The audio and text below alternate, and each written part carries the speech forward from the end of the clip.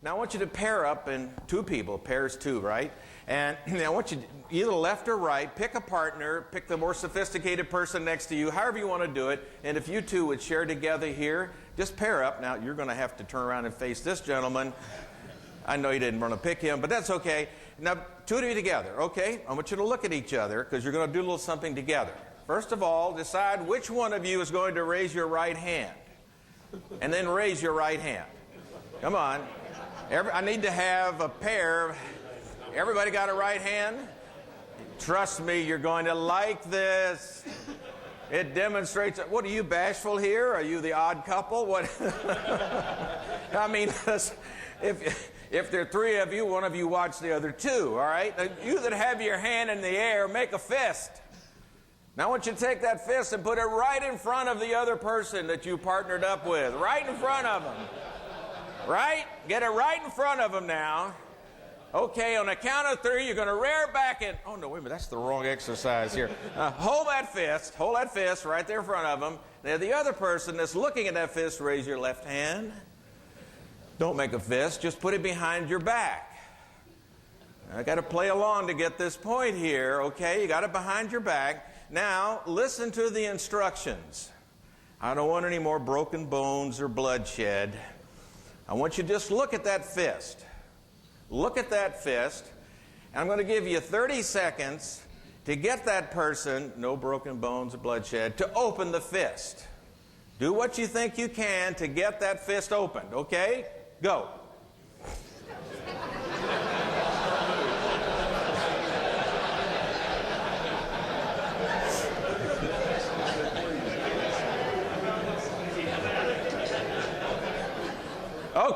Okay. That's enough. Nobody's gotten hurt, have they? Okay, good. Sometimes you never know these kind of games here. How many of you actually got your partner to open a fist? Very good. What did you use to get him to open the fist? A bribe.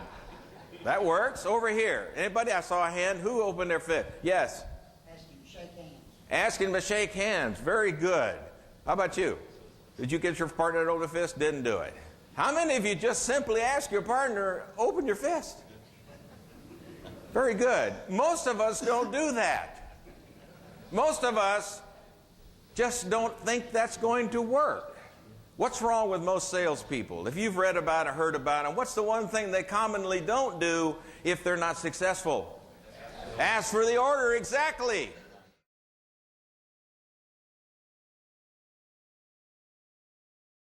A little bit better good morning. Now, Mike's, was okay. You all good morning, right? But now, look, we're going to be in here for what, 2.5 days and studying, and we got to get started with the right energy. So my friend Lance on this side is going to have everybody from the aisle this way in his group. Dwayne, my buddy on that side, is going to have that side, right? Now, you've been through this before, right? You know what I'm going to ask you to do, don't you? Right. You know what the prize is? The best side that says good morning the loudest gets to go to lunch first. How about that? If you all haven't figured this out yet, all of us are going out those two little doors. We got to have a little ticket and stand in a line.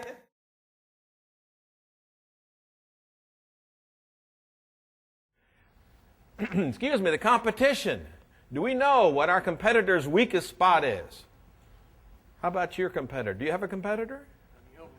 Plenty of them? Pick one. The biggest one, the one that hurts you most, the one that takes the sales you wish you had. Do you know one thing that they're not very good at? Some of their experience. Some of their experience. You think that? That's your opinion. Have you ever asked any of their customers if they would agree? They go for the price. They don't worry about it. No, don't get ahead of me here. I'm old. I got to get the things straight here, simple here. Experience. You think they have weaker experience than you? Yep. Not as much quality or whatever. You say their customers, if I asked 10 of them, would tell me that? Or would they say, no, ours is more expensive? Percentage of them would. The key point is that most of us don't really know what our competitors' weaknesses are. And why is that? Well, I probably couldn't beat it anyway, or it probably wouldn't matter anyway, and nothing I can do about it. Wrong. If the customers that you're not getting, they're getting, feel like there's a weakness, why don't we hit that weakness? Why not take business from them?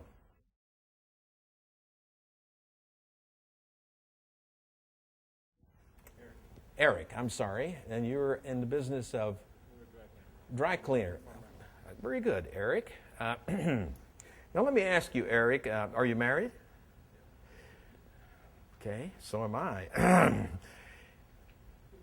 Has there ever been an occasion, Eric, when you wanted to, think back, especially when you first got married or in those early years, where you felt like you wanted to have a little powwow and make a point with your significant other to change her ways? Is that in your mind? You had that thought maybe?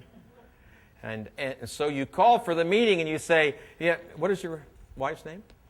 Sharon. Say, Sharon, I'd just like to have a little conversation with you. And so could we sit at the kitchen table there for a few minutes? And you sit down and Sharon says, Eric, I'm so glad you called this meeting here. There's a few things that I want you to, like your dirty underwear and the dishes in there. And of course, Eric, we know what he did. Shut up, Sharon. I called this meeting and it's me that's asking you to change. If he didn't want to eat dinner tonight, that's what he did. More likely he did what the rest of us did. Yes, dear. And listened. Why is that? It's called confrontation.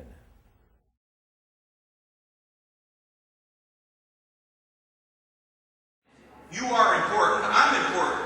All of us are important. Why can't we have a chance to say something about that kind of big change in our company? I'm sick and tired of it. And I just hope that you will vote. Number one is no. We need to have that rewritten, but no. And on number two, I want you to please consider the vote yes.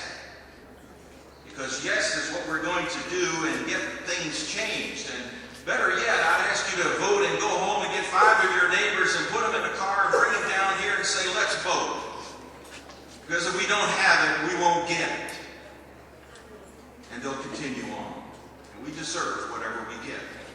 Because today is the day we have the chance to make our opinion, our knowledge, our heartfelt pain known to people that care. It's time to get the switch out and let them know. Thank you.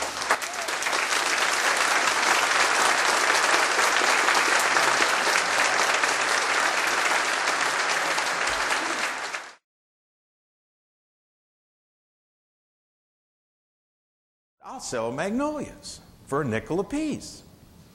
Of course, the question of supply came to mind, but I solved that very quickly.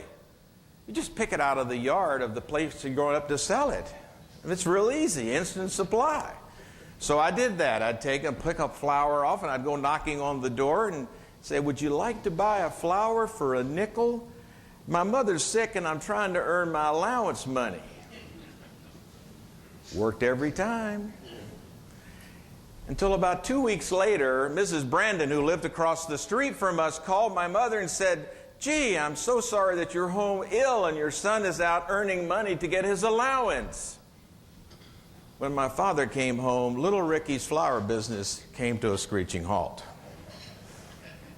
Now, my father was a great salesman. And he was teaching me a lesson that took me, of course, many years later to understand that you don't have to misrepresent, be deceitful to sell people good things.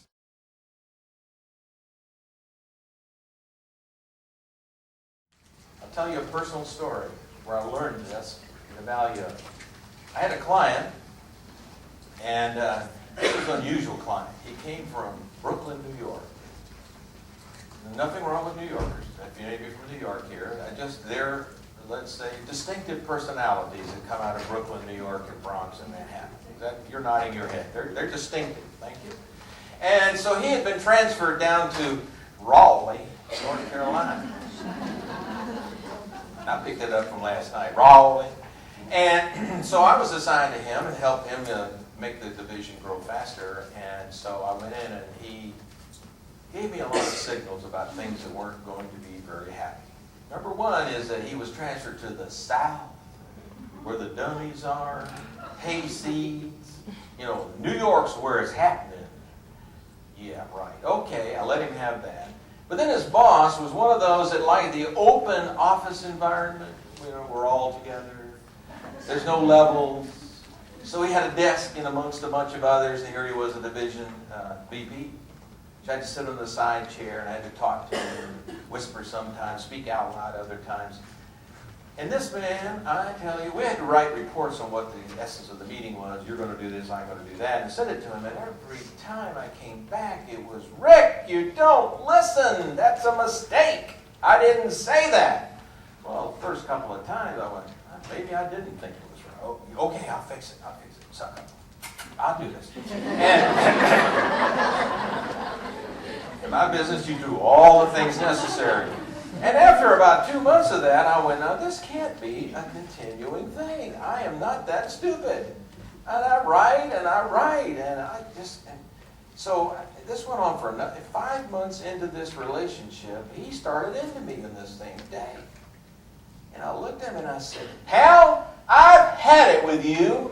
You have accused me of things that are not true. And I slammed my notebook about this time. You are the worst person to work for. I quit. You slammed my briefcase and drove home. Well, to the office. It was an hour and a half away. I had a lot of time to think about that. What am I going to tell my wife? Oh my gosh, my boss is going to fire me. It was stupid. I let my emotions get the best of me.